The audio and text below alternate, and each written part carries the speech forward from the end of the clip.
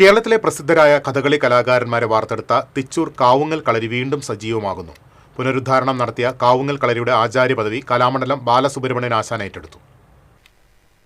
വർഷങ്ങൾക്ക് മുൻപ് പ്രവർത്തനം നിലച്ച കളരി കാവുങ്ങൽ കുടുംബ ട്രസ്റ്റാണ് പുനരുദ്ധാരണം നടത്തിയത്. കഥകളിയിൽ അടുത്ത തലമുറയെ വാർത്തെടുക്കുക, കാവുങ്ങൽ കളരിയുടെ പഴയകാല പ്രശസ്തിയും പ്രൗഢിയും വീണ്ടെടുക്കുക എന്നീ ലക്ഷ്യങ്ങളോടെയാണ് കളരി വീണ്ടും സജീവമാക്കുന്നത്. തറവാട്ടിലെ മുതിർന്ന അംഗം ശാരദാമ്മയും കാരണവന്മാരായ കാവുങ്ങൽ അച്യുതപ്പണിക്കർ, കാവുങ്ങൽ അപ്പുപണിക്കർ, കാവുങ്ങൽ രാമകൃഷ്ണ പണിക്കർ, കലാമണ്ഡലം ബാലസുബ്രഹ്മണ്യൻ ആശാൻ എന്നിവർ ചേർന്ന് ഭദ്രദീപം കൊളുത്തി കളരിയുടെ പ്രവർത്തന ഉദ്ഘാടനം നിർവഹിച്ചു. തുടർന്ന് കാവുങ്ങൽ കളരിയുടെ ആചാര്യ പദവി ബാലസുബ്രഹ്മണ്യൻ ആശാന് കൈമാറി. ശേഷം ബാലസുബ്രഹ്മണ്യൻ ആശാന്റെ നേതൃത്വത്തിൽ ദക്ഷയാഗം കഥകളിയിലെ ചൊല്ലിയാട്ടം നടത്തി.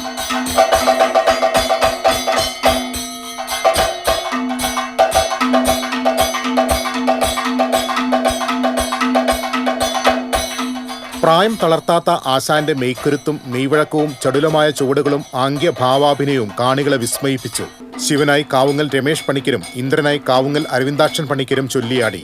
സംഗീതം ശ്രീരാജ് വർമ്മയും ജയദേവനും, ചെണ്ട കലാമണ്ഡലം നിതിൻ കൃഷ്ണനും, മദ്ദളം കലാമണ്ഡലം പ്രശാന്തും, കലാനിലയം മണികണ്ഠനും നിർവഹിച്ചു. TCV news, Erumapetty.